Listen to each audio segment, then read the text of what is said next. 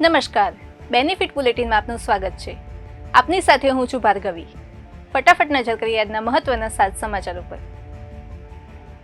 વિસાવદર બેઠકના ભાજપના ઉમેદવાર કિરીટ પટેલ સામે આમ આદમી પાર્ટીની ચૂંટણી પંચમાં ફરિયાદ. ચૂંટણી અધિકારીઓ ભાજપના દબાણમાં કાર્ય કરી રહ્યા છે તેવો આક્ષેપ. આપના પ્રદેશ લીગલ હેડ પ્રણવ ઠક્કરે કર્યો આક્ષેપ. કોંગ્રેસ મહામંત્રી રાજેશ સોનીની સીઆઈડી ક્રાઇમના સાયબર સેલે કરી ધરપકડ. ઓપરેશન સિંદૂર પર કરી હતી વાંધાજનક પોસ્ટ કરવા બદલ કરવામાં આવી ધરપકડ. ધરપકડ મામલે પ્રદેશ પ્રમુખ શક્તિસિંહ ગોહિલે આપી આકરી પ્રતિક્રિયા.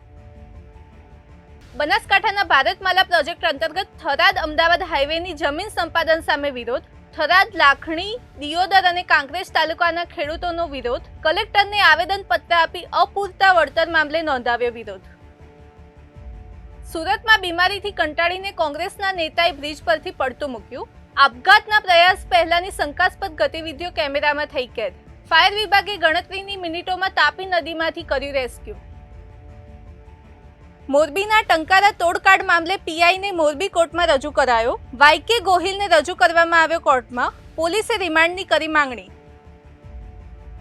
રાજકોટ ભાવનગર હાઈવે પર વિઠ્ઠલ વાવ નજીક સરકારી ગાડી અને કારને નડ્યો અકસ્માત. ભાવનગરથી સરકારી કામ પૂર્ણ કરી પરત ફરતા રાજકોટના એક અધિકારી અને ડ્રાઈવરનું ઘટના સ્થળે થયું મોત. મૃતદેહોને પોસ્ટમોર્ટમ અર્થે સરકારી હોસ્પિટલમાં ખસેડાયા.